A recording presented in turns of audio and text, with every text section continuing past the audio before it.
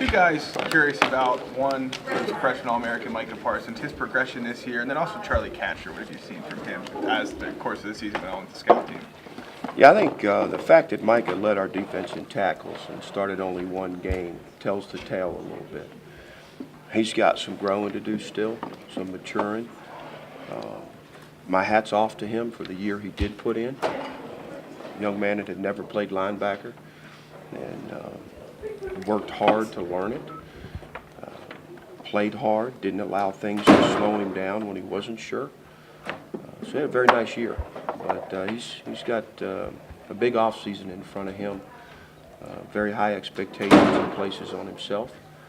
And he's got obviously great potential, so it's going to be exciting moving forward. What's the big challenge is rebuilding a defense, 8 new guys and that sort of thing, and you can't mimic, game action and things, but when did you know that maybe this thing was turning the corner?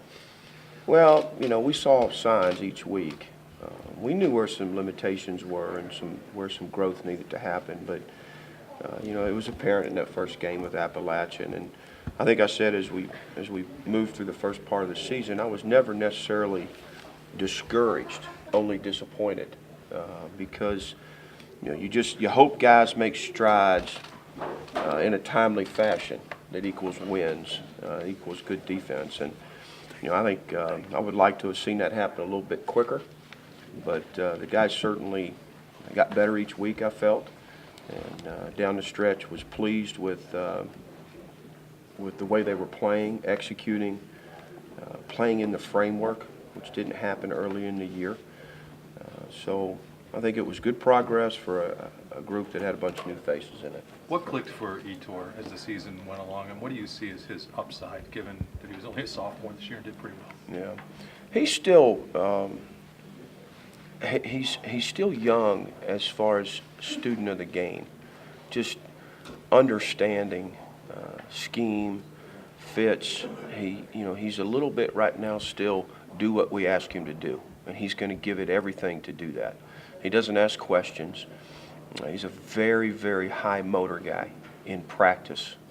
Every single snap, he practices the same way. He's a great example for the rest of the guys because I truly believe his hard work and the way his practice habits grew contributed directly to the success he had on Saturdays. And so there's still I think there's a whole world out there still for him from just a learning process and understanding things where it can happen a little bit faster for him sometimes. Because as you can see, his skill set is really good. His size, he's got everything we're looking for. I'm excited as well about the step that I think he'll take. What does he look like then, Brent, at his highest level of potential? How good can he be? I think he could be one of the best I've been around at that position. He just, places I've been where your best player, your most productive player is your hardest worker. That's a really good combination. And I think we got a chance to be there with Etor. There's some competition from other guys in the room, but right now no one outworks him. Brent, what challenges does the Kentucky run game present for you?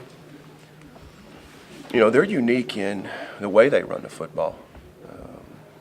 Jet motion, unbalanced, wildcat, RPOs, reads, they do it all.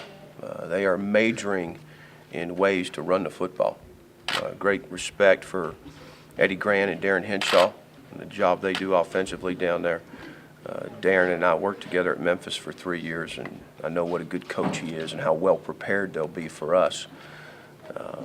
Not to mention they have an All-American tailback and an awful good offensive line, so we've got our hands full. What other weapons do they have besides Benny Snell that you got your eye on? I think the quarterback is a dynamite player. Throws the short to intermediate very well, but he's actually, I think, faster than the tailback. He's a very good athlete. He's a threat running the football. From my understanding, he was slowed down a little bit during the season with an injury, and I look for him to be healthy and him to be a big part of them running the football as well. Talk about the bowl practices, the younger guys, you know, trying to catch your eye a little bit because you're trying to win a game yet build a future at the same time. Talk about that balancing act coming up. Yeah, to me, it's exciting. You know, we get to watch those young guys. I watched Jesse Laquetta last week, and I mean, a couple of plays he made in that scrimmage, you know, he's gonna be challenging some guys come spring for a starting position. Just you know, exciting to see the development. We give those guys a lot of snaps. Coach is a big believer in that. They get a lot of work. They get banged up. You know, they play through injuries, and I think it's been really good for us. That's been a key for us for a long time.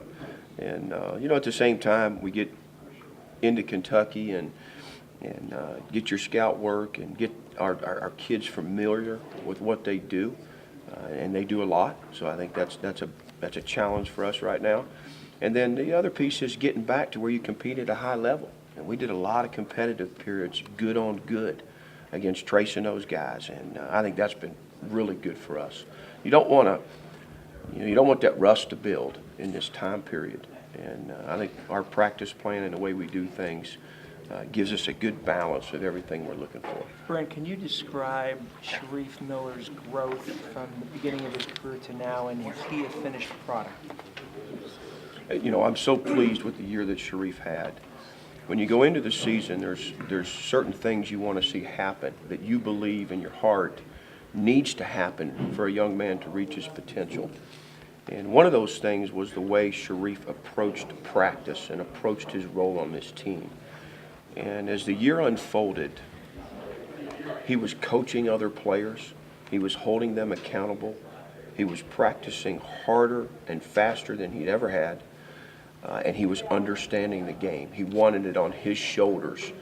And that was a big leap from the previous year. And I think it contributed to the success he had this year, particularly down the stretch. Very mature player, much different than the previous year. Has he reached his ceiling? I don't believe so. I believe Sharif could have an unbelievable season, you know, as a fifth-year senior. I just think the way he's understanding things now, the way he's approaching the game, you get better fast when you do that. And you understand things and opponents and techniques, and you just become a little bit more of a master of your craft. And that's what I hope for him.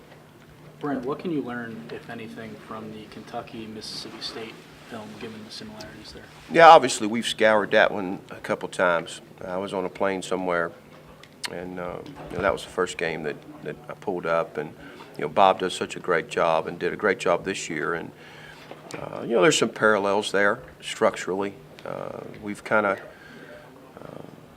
you know, there was a fork in the road at some point. We've kind of diverged a little bit, but certainly, you know, it's good film for us, along with Texas A&M and a couple others. There'll be some quality opponents that have some similarities.